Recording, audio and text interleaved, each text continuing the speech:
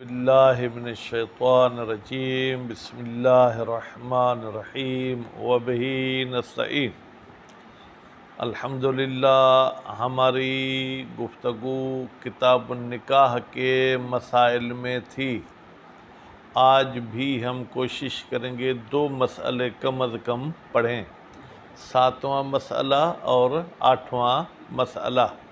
مسائل آسان ہیں، اتنا پیچیدہ نہیں ہیں، ٹھیک ہے، صرف ربط دینے کے لیے چند جملے خارج کے بیان کرنے ہیں۔ 7واں مسئلہ یہ ہے کہ اگر کسی کی کنیز کا آپ نکاح پڑھنا یا کرانا چاہتے ہیں تو جب تک کنیز کے مالک سے اجازت نہیں لیں گے تب تک وہ نکاح آپ نہیں کرا سکتے۔ کیوں؟ اس لیے کہ کنیز کسی اور کا مال ہے، اس کا نکاح کرانا یعنی اس میں تصرف کرنا۔ وہ تو 24 گھنٹے پہلے مولا کے گھر میں مثلاً تھی، مولا کی نوکری کرتی تھی، خدمت کرتی تھی، یہ وہ بہرحال، اور اگر آپ اس کا نکاح کریں گے تو لازمی وہ کچھ ٹائم شوہر کو بھی دے سکتی ہے، یا شوہر کو ٹائم فرض کرن نہ دے، مولا کا کوئی کام ڈسٹرب نہ بھی ہو تو بھی آپ کسی کے مال میں تصرف تو کرتے ہیں۔ اور جو ایک ہے کب ہو تصرف فی مال الغیر، غیر کے مال میں تصرف کرنا کیا آگا کبھی ہے۔ اگر وہ اذن دے دے گا پھر قباحت ختم ہو جائے گی، کیونکہ مالک نے اذن دے دی ہے۔ یہ 7ویں مسئلے کی پہلی شق۔ پھر 7ویں مسئلے کی دوسری شق، مسئلہ وہی 7واں ہے، آغا ذوالفقار۔ اگر مولا اپنے عبد کو اجازت دیتا ہے یا اذن ہم کہیں کہ تم جاؤ شادی کرو، اب عبد شادی کر سکتا ہے؟ کہتے ہیں کہ مولا کے اذن کی یہ شقیں نکلتی ہیں۔ ایک مرتبہ مطلق اذن ہے شادی کی، دوسری مرتبہ شادی کی اذن ہے لیکن اس میں حق مہر بھی معین کرتا ہے کہ بھائی 5000 تک مہر والی عورت ملے تو اس سے شادی کرو۔ تیسری مرتبہ یہ ہے کہ اذن بھی دیتا ہے، مہر بھی معین کرتا ہے، عورت بھی معین کرتا ہے کہ فلاں عورت سے شادی کرو۔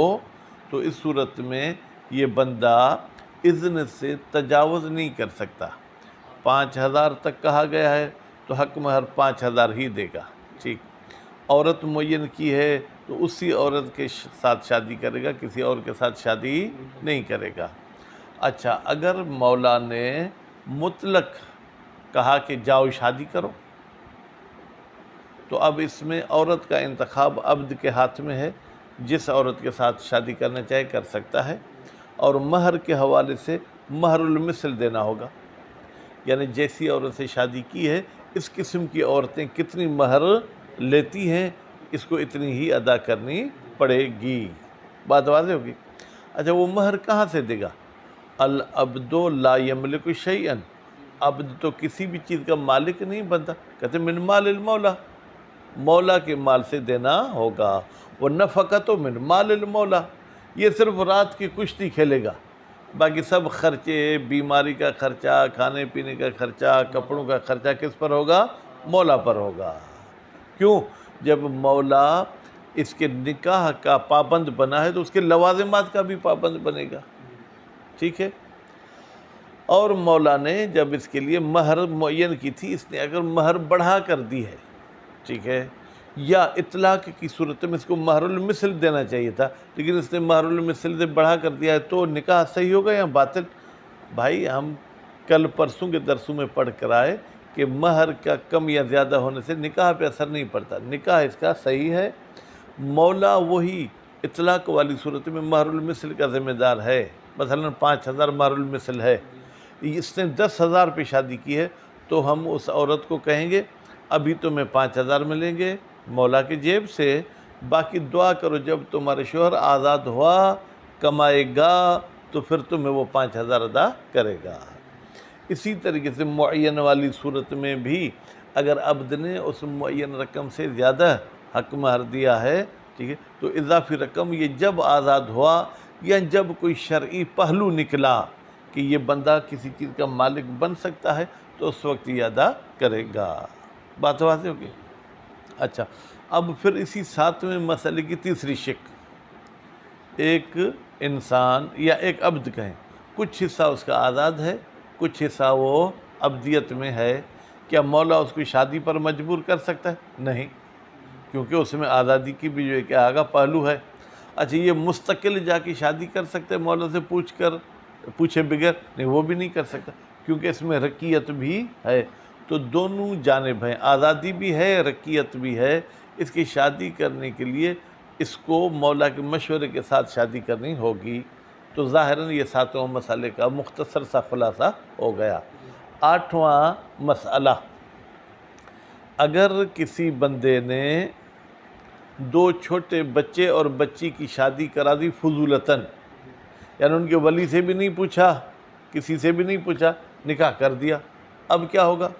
کہتے ہیں جب یہ دونوں کامل ہوں گے بالبلوغ، یا اگر پاگل تھے تو بالعقل، ٹھیک ہے، اس کے بعد اگر وہ کہتے ہیں کہ ہاں ہم اسی پہ راضی ہیں، پھر تو ان کے نکاح ڈبل پڑھنے کی ضرورت نہیں ہے، ہو گیا، بات واضح ہوگی۔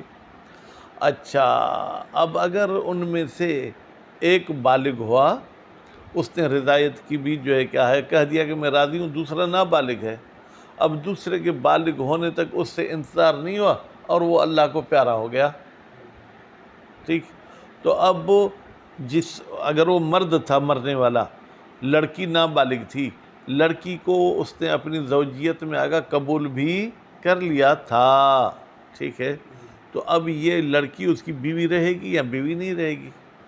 اگر بیوی رہے گی تو اس کا مطلب یہ ہے کہ اس مرحوم کے میراث میں سے اس کو حصہ بھی ملے گا، اس مرحوم کی ملکیت میں سے اس کو مہر بھی ملے گا، ٹھیک ہے، عدت تو نہیں ہوگی کیونکہ دخول کے بغیر مر جائے تو عدت نہیں ہے، ہاں عدت وفات کے بارے میں دیکھیں گے کیا فتویٰ، مجھے ذہن میں نہیں ہے۔ فرماتے ہیں کہ ہم اس عورت کا اگر شوہر کو کسی اور بیوی سے بھی اولاد نہیں ہے تو 1/4 حصہ ملکیت کا رکھیں گے، منقولہ کا، ٹھیک، جب یہ لڑکی بالغ ہو جائے گی تو ہم اس کو کہیں گے فلاں جو مر گیا تھا وہ تم جانتی تھی؟ ہاں ہاں جانتی تھی۔ اچھا یہ بھی تمہیں پتہ تھا کہ اس کا تمہارے ساتھ نکاح ہوتا؟ ہاں ہاں ہوا تھا۔ اچھا اگر وہ زندہ ہوتا تو کیا تم اس کی زوجیت میں رہتی؟ نہیں، وہ جانور تھا، میں اس کے ساتھ کیسے رہتی؟ یہ پاگل کوئی عورت ہے یا انتہائی ایماندار، 2 پہلو میں سے کوئی ایک ہوگا، کیونکہ اب تو وہ مر گیا نا، تو اب یہ جملہ کہنا کہ میں اس کے ساتھ زندگی نہیں کرتی، یعنی خود کو مہر سے بھی محروم کرنا، خود کو میراث سے بھی محروم کرنا، یا تو کہیں کہ حد سے زیادہ دیندار ہے۔ یہ اپنے اندر کی بات بتاتی ہے کہ جب میں اندر کے لحاظ سے راضی نہیں تھی تو یہ میراث بھی میرے لیے حلال نہیں ہوگا، یہ مہر بھی میرے لیے حلال نہیں ہوگا، یا بیوقوف ہے، ٹھیک۔ بہرحال اگر یہ عورت کہتی ہے کہ جی میں بالکل ان کے ساتھ رہتی، ٹھیک ہے آگا، تو پھر ہم کہیں گے آپ قسم بھی اٹھائیں کہ یہ جو ابھی آپ اقرار کر رہی ہیں میراث کی لالچ میں تو نہیں کر رہی، وہ قسم بھی اٹھائے گی کہ میراث کی لالچ میں نہیں کر رہی، تو اس عورت کو جو ہے کیا ہے میراث کا بھی حصہ ملے گا اور مہر بھی ملے گی۔ کتنی مہر ملے گی آگا ذوالفقار؟ نہیں، آدھی مہر ملے گی، کیونکہ قبل الدخول جو ہے کیا ہے یہ مسئلہ ہو گیا ہے، بات واضح ہوگی۔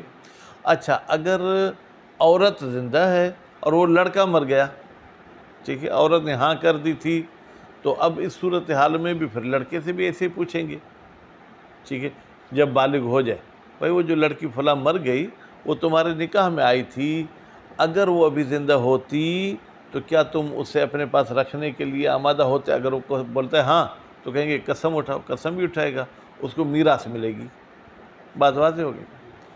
اچھا اس کے بعد کہتے ہیں کہ قسم کیوں اٹھواتے ہیں؟ کہتے ہیں تاکہ ان کے اندر ایک لالچ کا جو عنصر ہے یا لالچ کا ایک الزام لگ سکتا ہے، قسم کے ذریعے وہ الزام کیا ہو جائے، ختم ہو جائے۔ اچھا اگر ایک بالغ کا ہم نے نکاح کرایا ایک نابالغ کا فضولتاً، ان میں سے کوئی ایک مر گیا، ٹھیک ہے، یا بالغ نے تو ہاں کر دی، نابالغ ابھی بالغ ہی نہیں ہوا مر گیا، تو وہاں پر بھی یہ میراث وغیرہ والا مسئلہ چلے گا۔ کہتے ہیں جو قاعدہ آپ نے بتایا اس کے مطابق چلنا چاہیے، لیکن ہم اگر روایت اور نص کو دیکھتے ہیں تو نص میں صغیرین، کبیر اور صغیر کی بات نہیں ہے، لہذا اگر نص پر آپ ٹھہرنا چاہتے ہیں تو صرف صغیرین میں ہی یہ مسئلہ چلے گا۔ لیکن اگر آپ حکمت کو دیکھتے ہیں، ٹھیک ہے، حکمت کون سی کہ بھائی ٹھیک ہے جب چھوٹے راضی ہو سکتے ہیں جبکہ ان میں نکاح کے وقت رضایت کا حق بھی نہیں تھا. یہ تو بالغ ہے کہ نکاح کے وقت بھی اس کو حق تھا. جب چھوٹے بعد میں رضایت کی وجہ سے میراث وغیرہ اٹھا سکتے تو بالغ بطریقہ اولا اٹھا سکتا ہے. ابھی دیکھیں یہاں یہ اتنی عبارت پڑھ سکتے ہیں یا نہیں پڑھ سکتے. السابعۃ یہیں سے آگا. السابعۃ سے پہلے المسئلہ کو تقدیر میں رکھنا ہوگا. لا یجوز نکاح الامۃ. آگاہ ذوالفقار توجہ میری طرف. جائز نہیں ہے کنیز کا نکاح الا باذن مالک الکنیز، مگر یہ کہ وہ کنیز کا مالک اذن دے دے. آج بھی پین آپ نے جیب میں رکھی ہوگی، کیوں نکالیں؟ یہ زحمت ہے نا. وَإِنْ كَانَ الْمَالِكُ امْرَأَةً، کہتے ہیں اگرچہ کنیز کا مالک مرد نہ ہو، عورت ہو. یعنی یہ کیوں کہا؟ اس لیے کہ تصور میں آتا ہے مالک تو چاہتے کہ اپنی کنیز کو بیوی کے عنوان سے بھی استعمال کرے، عورت تو استعمال نہیں کرتی. کہتے ہیں بھائی مرد مالک ہو یا عورت، یہ ملکیت تو کسی اور کی، اس میں تصرف نہیں کر سکتے. فی الدائم والمتعۃ، چاہے آگا وہ اس کا آپ جو ہے جناب نکاح دائمی کرائیں یا نکاح موقت کرائیں. کیوں لا یجوز؟ لقبح تصرف فی مال الغیر بغیر اذن الغیر، اس لیے کہ غیر کے مال میں تصرف کرنا کبھی ہے، وہ کب کبھی ہوگا؟ جب اس سے ہم اذن نہیں لیں گے. وَلِقَوْلِهِ تَعَالَى، پس ایک تو یہ ہمارے پاس اصل ہے کہ دوسرے کے مال میں تصرف نہیں کر سکتے، اور یہ اللہ تعالیٰ کی آیت بھی ہے فَانْكِحُوهُنَّ، تم کنیزوں کے نکاح کرو بِإِذْنِ أَهْلِهِنَّ، ان کے مالکوں کے اذن کے ساتھ. اب یہ اہل جو ہے بیٹا مالک مرد ہو یا مالک عورت ہو، دونوں کو شامل ہو جائے گا. خوب. وَرِوَایَتِ، روایت کو میں مجرور پڑھوں گا لِقَوْلِهِ تَعَالَى وَلِرِوَایَتِ سیف. سیفے کو میں نے مجرور کیوں پڑھا بتائیں گے عبد القادر؟ کہیں کہ میری توجہ تو گھر تھی بیوی کے پاس. جی حسن مادی، احسنتم. وروایت سیف، روایت مضاف، سیف مضاف الیہ. ٹھیک ہے. ابن عمیرہ، ٹھیک ہے، وہ روایت جو سیف صاحب نے کی اور بیٹا عمیرہ کا. اب ظاہراً عمیرہ اس کے ماں کے نام سے یہ شہرت پا رہا ہے. ان علی ابن مغیرہ، یہ پھر وزن بھی ملا دیا. عمیرہ نے، ٹھیک ہے، مغیرہ سے یہ روایت نقل کی ہے. یا البتہ مغیرہ ایسے کہہ رہا ہوں علی سے نقل کی ہے، وہ علی بیٹا ہے مغیرہ کا.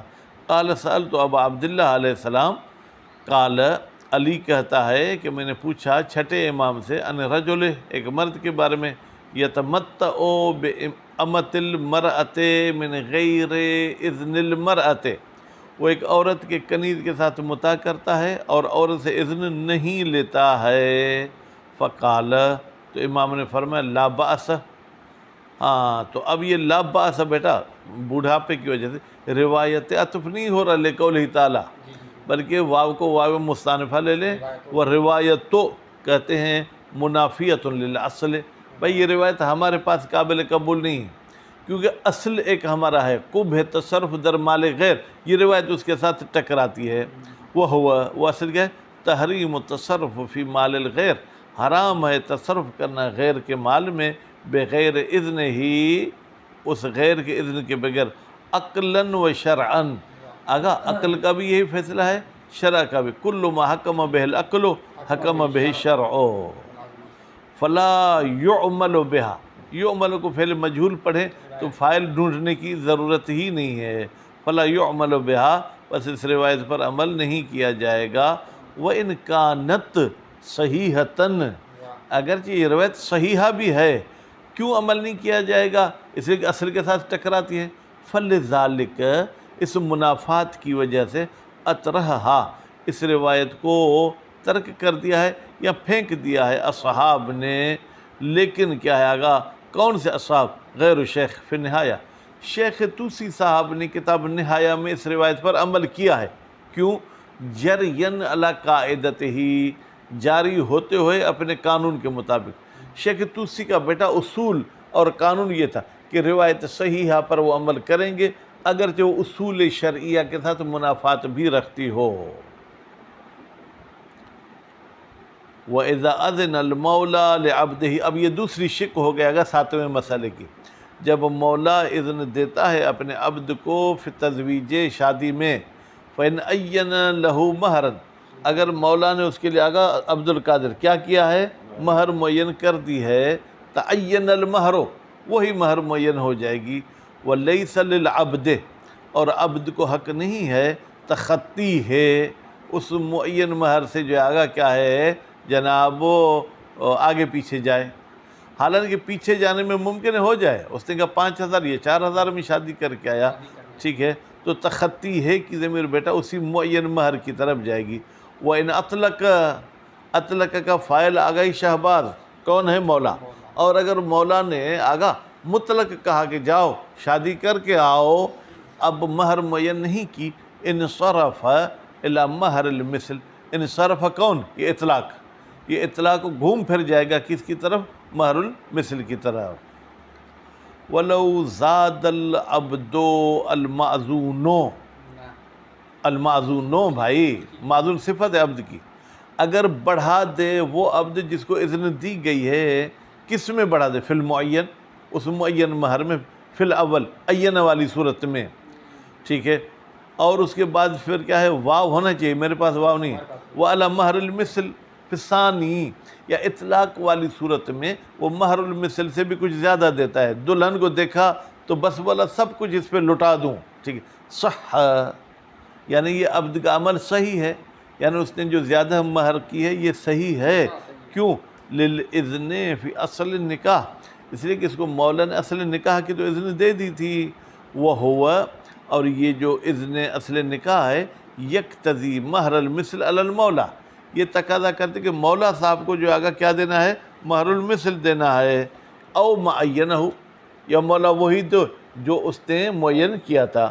اب توجہ، ایک بات پوچھوں گا پھر آپ ہو سکتا ہے پریشان ہو جائیں، یہاں پر کہا کہ مولا پر جو ہے کیا آگا وہ معین ہے، ٹھیک ہے، یا مولا پر مہر المثل، پہلے مہر المثل کا ذکر کیا بعد میں معین کیا، اس قسم کے بیان کو مولانا حضرات کیا کہتے ہیں، کیا، لف نشر مشوش، مرتب نہیں ہے، پہلے اوپر تعیین کی بات کی پھر مہر المثل کی، نیچے پہلے مہر المثل کی بات کرتا ہے، یعنی اوپر والی ترتیب میں جو ہے کیا ہے بگاڑ پیدا کیا ہے۔ او معینہ، یا جو مولا نے معین کی تھی وہ مولا پر ہوگی، وَكَانَ زَائِدُ، اور یہ جو اضافی رقم ہے، فی ذمۃ العبد، یہ عبد کے ذمے رہے گی، یُتْبَعُ، عبد کا پیچھا کیا جائے گا، یا یوں کہیں عبد سے یہ چیز لی جائے گی، کب، یُتْبَعُ بہی کا مطلب یہ زائد، ٹھیک ہے، بعد عتقہ ہی، جب یہ آزاد ہو جائے گا، ٹھیک ہے آگا۔ وَمَہر المثل او المعین علی المولا، کہتے ہیں جیسے ہم نے مہر المثل اور معین کو مولا پر کہا، وَقَضَى نَفَقَتُ، اسی طریقے سے بیوی کی روٹی کپڑا مکان یہ بھی مولا پر ہے۔ وَقِيلَ يَجِبُ ذَلِكَ فِي كَسْبِهِ، اور قول قیل کے مطابق یجب ذالک، یہ نفقہ وغیرہ واجب ہے، فی کسب العبد، عبد کی کمائی میں۔ بھائی اس قیل والے کو کہیں اس کی کوئی کمائی ہے ہی نہیں، جو کمائے گا وہ مولا کا ہوگا، اب مولا کے جیب سے دے یا خود جو کما کر آئے اپنی جیب سے دے، تو یہ اس کی اپنی جیب نہیں ہے، یہ بھی مولا کی جیب ہے۔ وَالْأَقْوَى الْأَوَّلُ، کہتے ہیں قول اقوا آگا پہلا ہے، قیل قوی نہیں ہے، بلکہ مولا پر یہ ٹوٹل اخراجات ہوں گے، لِأَنَّ الْإِذْنَ فِي النِّكَاحِ، اس لیے کہ جب مولا نے آگا نکاح کی اذن دے دی، یقتضی الاذن، یہ پہلی اذن تقاضا کرتی ہے کہ مولا نے اذن دے دی فی توابع نکاح، نکاح کے توابع میں، والمہر والنفقۃ من جملۃ التوابع، کہتے ہیں مہر اور نفقہ جو ہے کیا ہے، یہ نکاح کے توابع میں سے ہے۔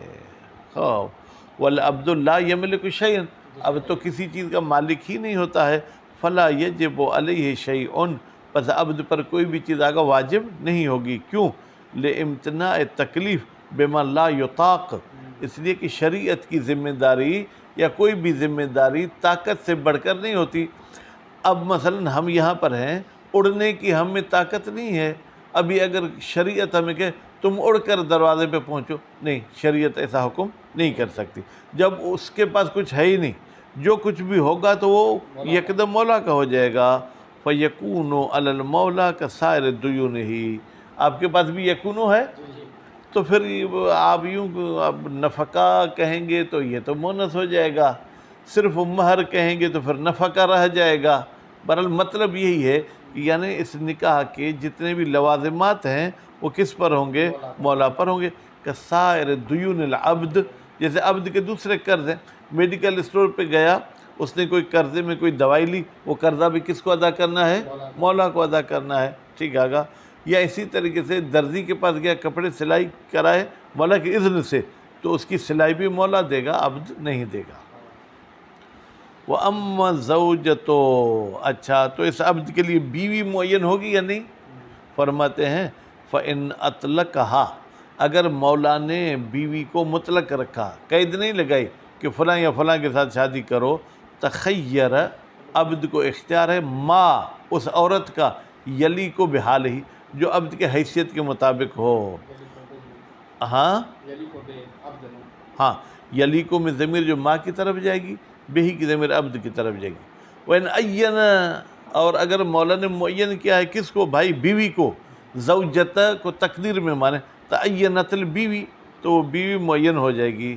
فلو تخطاہا، اگر یہ گیا معین شدہ عورت کے پاس، اس کی بہن اسے بہت خوبصورت تھی، تو اس نے کہا اس کو چھوڑو میں اس کو لے لیتا ہوں، کان فضولیًا، تو یہ عبد جو ہے کیا آگا؟ فضولی ہے۔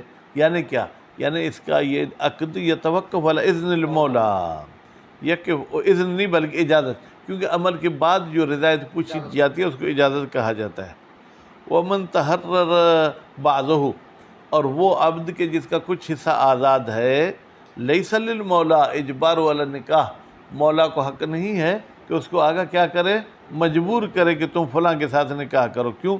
مراعاتن لجانب الحریت، ہم رعایت کریں گے، مد نظر رکھیں گے آزادی والے پہلو کو۔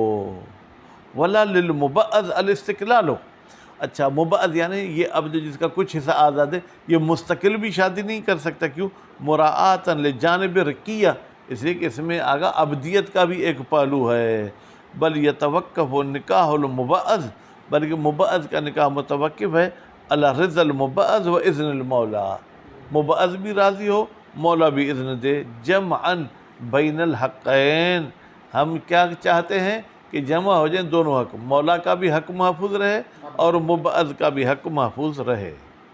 الثامنۃ، جناب 8واں مسئلہ، لو زوج الفضولی، اگر فضولی نے شادی کرا دی الصغیرین، دو چھوٹے بچوں کی، مثلا آپ لوگوں نے تازہ انکح تو قبل تو یہ وہ کیا تھا، آپ نے باہر دیکھا تو چھوٹے بچے، بیٹا ادھر آؤ ادھر آؤ، یا بیٹا بھی نہیں، آپ نے اپنے بھانجے اور بھتیجی کا نکاح یہاں ہی سے پڑھ دیا، دونوں چھوٹے بچے تھے۔ فبلغ احدہما واجاز العقد، ان میں سے ایک بالغ ہو گیا اور اس نے عقد کی بھی اجازت دے دی، لزم العقد من جہت المجیز، اس اجازت دینے والی کی طرف سے آگا یہ عقد لازم ہو جائے گا۔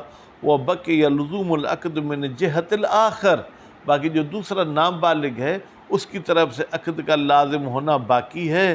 پھر کیسے ہوگا؟ موقوفاً علی بلوغ الآخر و اجازت الآخر، وہ اس دوسرے کے بالغ ہونے پر اور دوسرے کی اجازت پر آگا متوقف ہے۔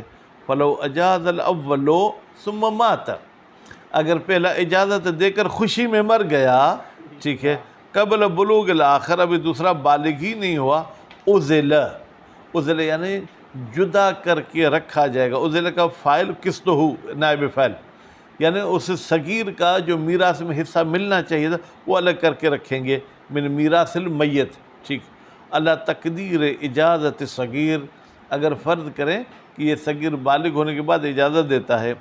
وَإِذَا بَلَغَ الْآخَرُ بَعْدَ ذَلِكَ، جب دوسرا بالغ ہو گیا پہلے کے مرنے کے بعد، وہ فسخ، اور بولتے نہیں نہیں یہ جانور کے ساتھ کیوں رہتا، فلا مہر ولا میراث، اب اس میں لگتا یہ ہے کہ مرنے والا مرد تھا، بچنے والی عورت ہے، اس لیے مہر کا ذکر کیا ہے، تو اس بچنے والی کے لیے نہ مہر ہے نہ میراث ہے۔ لبطلان العقد برد، اس لیے کہ جیسے ہی اس لڑکی نے وہ عقد ٹھکرایا تو وہ کیا ہو جائے گا؟ باطل ہو جائے گا۔ وَإِنْ اجاز، اور کہتے ہیں ہاں ہاں وہ تو میرے ماموں کا لڑکا تھا، میں تو بالکل لڑکی کہتی میں اس کے ساتھ شادی کرتی، حلف، تو اس آخر سے کیا ہے قسم اٹھوائیں گے، علی عدم سببیت الارث فی الاجازہ، کہ یہ میراث سبب نہیں بنی کہ تم اجازت دے رہے ہو، بمعنی ان الباعث علی الاجازت لیس هو الارث، یعنی اجازت دینے کا سبب، ابھارنے والی چیز وہ ارث نہیں ہونا چاہیے، بل لو کان حیا، بلکہ اگر وہ مرحوم زندہ ہوتا، لرضی بتزویجہ، لرضی الاخر، تو یہ جو چھوٹا تھا یہ راضی ہو جاتا بتزویجہ، اس مرحوم کی شادی پر، وورث حین یحلف کذالک، اور یہ میراث اٹھائے گا جب وہ قسم اٹھائے، کذالک ایسے ہی، ایسے مطلب کیا، واللہ لو کان حیا، اگر وہ زندہ ہوتا تو عورت کہتے میں اس کی بیوی رہتی ہے۔ وہ مستند حاضر تفصیل، یہ جو آپ نے تفصیل بیان کی کہ بھائی اس کے بالغ ہونے کا انتظار کیا جائے گا، پھر پوچھا جائے گا، پھر قسم لی جائے گی، کہتے ہیں صحیح ہے تو ابی عبیدۃ الحذاء، یہ روایت صحیحہ ہے ابی عبیدہ کی، عن الباقر علیہ السلام، امام محمد باقر علیہ السلام سے، لیکن وہ مورد صحیحہ، اس روایت کا مورد الصغیران، دو نابالغ کی اگر شادی ہوئی تھی، کما ذکر، جیسے کہ ہم نے بھی صغیرین کا ذکر کیا ہے۔ وَلَوْ زَوَّجَ أَحَدَ صَغِيرٍ الْوَلِيُّ، زوج کا فاعل بیٹا کون ہے؟ ولی، اگر ولی دو چھوٹے بچوں میں سے ایک کی شادی کرائے، او یا دوسرا پہلو، کان احدہما بالغا رشیدا، ایک تو بالغ رشید تھا، وَزَوَّجَ الْآخَرَ الْفُضُولِيُّ، اور فضولی نے دوسرے کی شادی کرائی جو کہ نابالغ تھا، یا ممکن ہے وہ بھی بالغ ہو، فمات الاول، اب وہ جو بالغ رشید تھا وہ کیا ہو گیا؟ مر گیا، اُزِلَ لِلثَّانِي نَصِیبُهُ، تو اس دوسرے بندے کے لیے اس کا حصہ الگ کر کے رکھا جائے گا، نابالغ تھا تو بھی رکھا جائے گا، بالغ تھا لیکن ابھی ملا نہیں تھا تو بھی اس کے لیے حصہ رکھا جائے گا، وَأُحْلِفَ بَعْدَ بُلُوغِهِ، اور اگر نابالغ تھا تو بالغ ہونے کے بعد اس سے قسم اٹھوائی جائے گی، کذالک ایسے ہی، مطلب کہ بھائی میراث سبب نہیں ہے کہ میں ہاں کہہ رہا ہوں، بلکہ اگر ہوتا تو میں شادی کرتا۔ وَإِن مَاتَ قَبْلَ ذَلِكَ، لیکن اگر دوسرا بھی مر جائے قبل ذالک، بالغ ہونے سے پہلے، یا بالغ ہو چکا تھا ابھی اس نے ہاں یا نہیں بولا تھا، بطل العقد، کہتے عقد باطل ہو جائے گا۔ وَهَذَا الْحُكْمُ، یہ جو ابھی ہم نے دوسری شک والا حکم بتایا، وَإِن لَمْ يَكُنْ مَوْرِدَ النَّص، یہ نص تو اس کے بارے میں نہیں آئی ہے، إِلَّا أَنَّهُ ثَابِتٌ فِيهِ بِطَرِيقٍ أَوْلَى أَنَّ الْحُكْمَ، مگر یہ کہ یہ حکم، ٹھیک ہے آگا، ثابت فیہ، اس دوسرے والے مسئلے میں بھی ثابت ہوگا، بطریق اولا، کیونکہ پہلے مسئلے میں آگا نکاح کے وقت دونوں صغیر تھے، دونوں کو اجازت دینے کا حق ہی نہیں تھا، جبکہ یہاں ایک صغیر ہے ایک کبیر ہے، للزوم العقد ہونا من طرف الآخر، اس لیے کہ یہاں پر نکاح جو ہے آگا وہ رشید کی طرف سے تو کیا ہو چکا ہے؟ لازم ہو چکا ہے، فہو، تو پھر یہ نکاح اقرب الی الثبوت، یہ زیادہ قریب ہے ثابت ہونے کے، مما اس نکاح سے، وہ جائز من الطرفین، جو دونوں طرف، یعنی دونوں صغیرین کی طرف سے جائز ہے۔ نعم لو کانا کبیرین، ہاں اگر حسین مہدی صاحب بھی ماشاءاللہ 20-22 سال کے ہیں، لڑکی بھی 20-22 سال کی ہے، ادھر سے رحمانی نے ان کا نکاح پڑھ لیا بغیر پوچھے، ففی تعد الحکم الیہما، پھر کیا یہی صغیرین والا حکم ان دونوں کی طرف بھی جاری ہوگا؟ نظرون، نظرن بمعنی بحثن، اعتراض کی معنی میں نہیں ہے، من مساواتہ للمنصوص، یہ دلیل ہے کہ یہ حکم جاری ہوگا آگا، من مساواتہ، بھائی یہ جو مسئلہ ہے کون سا؟ دونوں کبیرین والا، یہ بھی مساوی ہے اس منصوص کے، فی کونہ فضولیا من الجانبین، جیسے صغیرین والا فضولی تھا تو یہ بھی فضولی ہے، ولا مدخل للصغر والکبر فی ذالک، کہتے ہیں عقد فضولی میں بیٹا چھوٹے ہونے کا یا بڑے ہونے کی کوئی بھی دخالت نہیں ہے، بس کبیرین میں بھی یہ حکم جاری ہوگا، وہ من، یہاں سے دلیل ہے کہ کبیرین میں جاری نہیں ہوگا، ومن ثبوت الحکم فی الصغیرین علی خلاف الاصل، کہتے ہیں صغیرین میں اس حکم کا صادر ہونا یہ اصل کے خلاف ہے، بھائی اصل یہ ہے میراث کے لیے کوئی قسم کھانی نہیں پڑتی، یہاں قسم کھانی پڑ رہی ہے، من حیث توقف الارث علی الیمین، اس لحاظ سے یہ مخالف اصل ہے کہ بھائی ارث متوقف ہے قسم پر، خوب تو نتیجے میں یہاں پر ہم کہیں گے کہ بھائی کبیرن میں یہ مسئلہ جاری نہیں ہوگا۔ وظہور التہمہ فی الاجازہ، اور دوسری بات یہ کہ اجازے والی صورت میں تہمت یہاں بھی ظاہر ہو سکتی ہے، ممکن ہے وہ دوسرا تو مر گیا، یہ لالچ میں ہاں بول رہا ہے، ٹھیک ہے، تو پھر ہم کیا کہیں گے کہ بھائی ہم اس کو تہمت والی بات کو بھی نہیں مانیں گے۔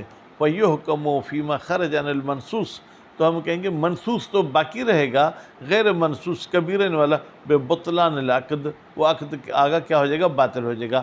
متا، کب باطل ہوگا؟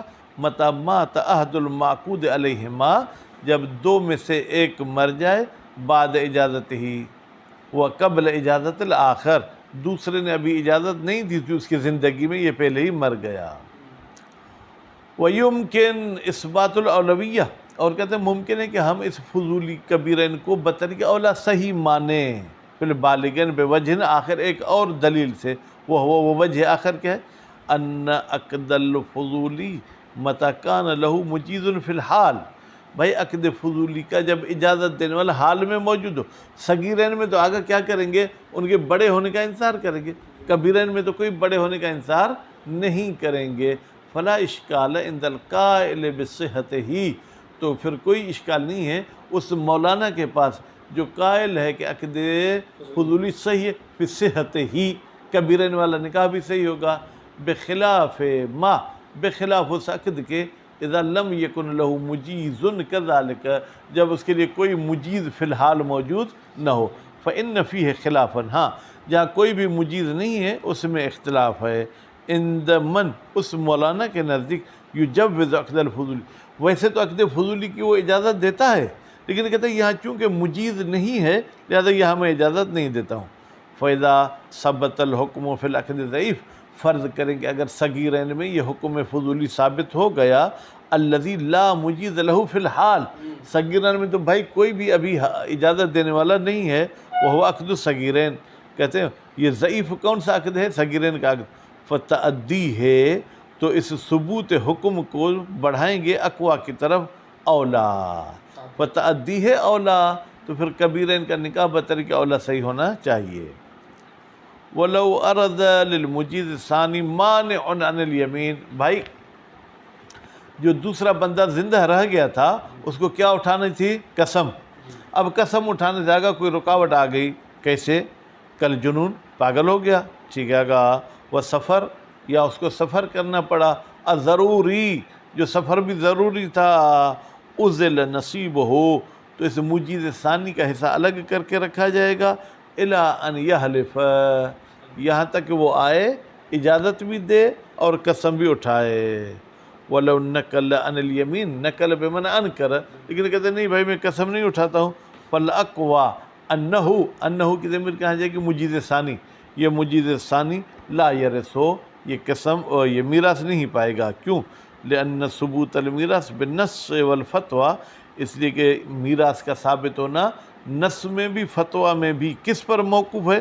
موقوف علی الاجازت والیمین معاً، اجازت بھی ہو اور قسم بھی ہو، فینتفی المیراث ہو بدون احدہما، اگر ان دونوں میں سے کوئی ایک نہیں ہو، یا اجازت نہیں ہوئی تو بھی میراث نہیں ملے گی، اجازت ہوئی لیکن قسم نہیں ہے تو بھی میراث نہیں ملے گی۔ وَهَلْ يَثْبُتُ عَلَيْهِ الْمَهْرُ، کیا شوہر پر مہر ثابت ہے؟ آگا خوب پڑھیں یا بس کریں؟ آگا ٹائم کتنا ہوا؟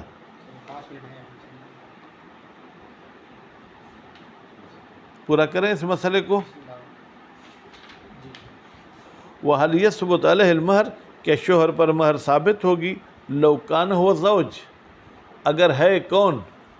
آگا وہ جو دوسرا، لَوْ كَانَ الْمُجِيزُ الثَّانِي زَوْج، بمجرد الاجازت، صرف اجازت دے دے، کیونکہ بھائی چلو میراث میں تو لالچ ہے نا، ٹھیک، اب یہ کہتا ہے کہ ہاں اگر یہ عورت ہوتی تو میں شادی کرتا، میراث اس میں تو اس کے جیب سے مہر جا رہی ہے، ٹھیک ہے، من دون الیمین وجہن، من ان المہر، بتحقیق یہ ثبوت مہر، مترتب، یہ مترتب ہے کس پر؟ علی ثبوت نکاح، نکاح کے ثابت ہونے پر، ولم یثبت، اور نکاح ثابت نہیں ہوگا، بدون ہما، جب تک اجازت، ہاں بدون ہما بھائی، بدون الاجازت و بدون الیمین، ٹھیک، ان کے بغیر نہیں ہوتا، کیونکہ دو چیزیں کرنی تھی نا، وہ من ان، ہاں نکاح تو فقط اجازت پر موقوف ہوتا ہے، بھائی نہیں ہوتا یار، یمین دونوں پر ہوتا ہے۔ اب دیکھیں آگے والی دلیل بھی پڑھیں، وَمِنْ أَنَّ إِجَازَتَهُ، اور یہ دوسری دلیل کہتے ہیں بس اس نے اجازت دے دی، کل اقرار فی حق نفسی، گویا کہ اقرار کرا کہ اس عورت کا مجھ پہ حق مہر ثابت ہو گیا، ٹھیک ہے، بنسبت الی ما یتعلق بہ، اقرار ہوگا اس چیز کے ساتھ جو اس بندے کے ساتھ تعلق رکھتا ہے کل مہر، وانما یتوقف الارث علی الیمین، صرف ارث یمین پر متوقف ہے، لقیام تہمہ، اس لیے کہ ارث میں کوئی تہمت ہے، مہر میں تو اگر کوئی تہمت بھی نہیں ہے تو نتیجے میں مہر صرف جو ہے کیا ہے اجازت کے ساتھ ثابت ہونی چاہیے، وعود النفع الیہ محضا، اور وہاں پر اگر تہمت ہوگی جہاں خالص شوہر کی طرف نفع پلٹے، یا نفع اس کی طرف نہیں جا رہا بلکہ اس کی جیب خالی ہو رہی ہے۔ خوب، اب اگر آپ بدون حق کہنا چاہتے ہیں تو پھر اجازت کی طرف پلٹا دیں، فَيَثْبُتُ مَا يَعُودُ عَلَيْهِ، بس بھائی اجازت کے ساتھ ثابت ہوگا ما، وہ چیز، یعود علی بمعنی ضرر، جو اس بندے کے ضرر میں ہے، یعنی مہر ثابت ہوگی، دون ما لہو، جو اس کے فائدے میں ہوگی، میراث وہ ثابت نہیں ہوگی، ولا بعد فی تبعض الحکم۔ آگے شہباز کہتے ہیں عجیب ہے، وہ اجازت دے رہا ہے تو آپ کہہ رہے ہیں مہر ثابت ہوگی، میراث ثابت نہیں ہوگی، بھائی مہر ثابت ہوگی یعنی نکاح ہے، جب نکاح ہے تو پھر میراث بھی ثابت ہوگی، کہتے نہیں ایسا نہیں ہے۔ اگر کسی بندے نے آپ کی چوری کی ہے، کیا کیا ہے، اگر چوری کی ہے اور ایک گواہ ہے اور ایک آپ قسم اٹھاتے ہیں، تو اب اس کے ذریعے آپ کا مال اس سے ہم چھین لیں گے، اس کا ہاتھ نہیں کاٹیں گے، ٹھیک ہے جی، اگر چوری ثابت ہوگی تو پھر ہاتھ بھی کٹنا چاہیے نا، کہتے ہیں ہاتھ کٹنے کے لیے 2 شاہد ہونے چاہیے، مال ثابت ہونے کے لیے 1 شاہد اور یمین بھی ہو تو کام چل جائے گا، ولا بعد فی تبعض الحکم وان تنافی الاصلان، اگرچہ یہ دونوں اصل آپس میں اگر منافات رکھتے ہیں۔ اصل کون سا؟ پہلے تو ہم کہتے ہیں اصل یہ ہے کہ بھائی ارث متوقف نہیں ہے، کس پر؟ یمین پر، اور دوسرا اصل یہ ہے کہ بھائی لوازم زوجیت ایک دوسرے سے جدا نہیں ہوتے ہیں، مہر ہے تو میراث بھی ہے، ٹھیک ہے، لیکن پھر بھی یہاں ایسا نہیں ہوگا، وَلَهُ نَظَائِرُ كَثِيرَةٌ لَهُ، یعنی تبعض حکم کے لیے بہت ساری مثالیں ہیں، جن میں سے ایک میں نے ہاتھ کاٹنے والی مثال آپ کو بتائی، وَقَدْ تَقَدَّمَ مِثْلُهُ، کہتے ہیں اسی تبعض حکم کا آگا پہلے بھی گزر چکا، کہ دیکھیں مرد کہتا ہے کہ یہ میری بیوی ہے، عورت کہتی ہے کہ یہ میرا شوہر نہیں ہے، تو وہاں پر بھی آپ نے کیا کہا تھا؟ مرد پر مہر ثابت ہے لیکن وہ بیوی کے نزدیک نہیں جا سکتا ہے۔ ما لو اختلف فی حصول نکاح، جب مرد اور عورت دونوں اختلاف کریں نکاح کے حصول میں، فإن مدعی ہے، بے تحقیق جو بھی ان میں سے نکاح کا مدعی ہوگا، یحکم علیہ، اس پر حکم لگایا جائے گا، بلوازم زوجیت، کہ تم اس کی بیوی ہو۔ اگر عورت کہتی ہے میرا شوہر ہے تو بھائی عورت کو حق نہیں کسی اور کے ساتھ شادی کرنے کا، لیکن وہی شوہر اسی عورت کی بہن کے ساتھ بھی شادی کرنا چاہے تو کر سکتا ہے، اسی کی ماں کے ساتھ بھی شادی کرنا چاہے تو کر سکتا ہے، دون المنکر ولا یثبت نکاح ظاہر، ظاہراً نکاح بھی ثابت نہیں ہے لیکن مدعی پر جو ہے کہ زوجیت کے احکام سب کے سب لاگو ہوں گے۔ وہ اطلاق نص، اور نص بھی مطلق ہے، کون سی؟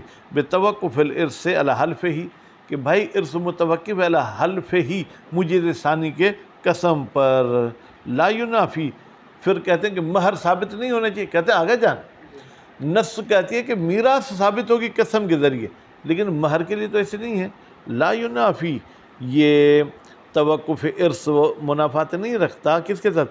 ثبوت المہر علیہ، کہ مہر ثابت ہو جائے گی اس مرد پر، بے دلیل آخر، ایک اور دلیل کی وجہ سے، وہذا متجہ، کہتے ہیں یہی نظریہ جو ہے کیا ہے وہ اچھا ہے۔ وَعْلَمْ، تو جان لے، توجہ بھائی، ہم نے کہا تھا میراث کی لالچ میں کبھی کبھی انسان ہاں بول دیتا ہے، کہتے ہیں اگر میراث 1 لاکھ ہے اور حق مہر 2 لاکھ ہے، پھر بھی بولتا ہے کہ ہاں میں نے اجازت دے دی، تو پھر تو اس میں اس پر کوئی لالچ کا آگا وہ تہمت نہیں لگنی چاہیے نا، پھر بھی میراث متوقف ہوگی قسم پر۔ وَعْلَمْ أَنَّ التُّهْمَةَ، یہ جو تہمت ہے کون سی؟ بِطَمْعِهِ فِي الْمِيرَاثِ، کہ اس شوہر کو میراث میں لالچ ہے، لا تأتی فی جمیع الموارد، تأتی کا فاعل بیٹا کون ہے؟ یہ تہمت، یہ تہمت تمام موارد میں نہیں آتی، اذ لو کان المتأخر هو الزوج، متأخر یعنی زندہ رہنے والا، وہ کون ہے؟ شوہر ہے، ٹھیک ہے، والمہر بقدر المیراث، اور مہر جو ہے کیا ہے وہ میراث کے برابر ہے، او ازید، یا میراث سے بھی زیادہ، تو پھر انتفت تہمت، یہاں پر تو شوہر پر تہمت نہیں ہوگی، نتیجے میں قسم نہیں ہونا چاہیے، اس کے باوجود میراث کے لیے کہتے ہیں قسم اٹھائے گا۔ وہ ینبغی ہونا عدم الیمین، شہید ثانی کہتے ہیں بہتر ہے کہ عدم تہمت کی صورت میں قسم بھی نہیں ہونا چاہیے۔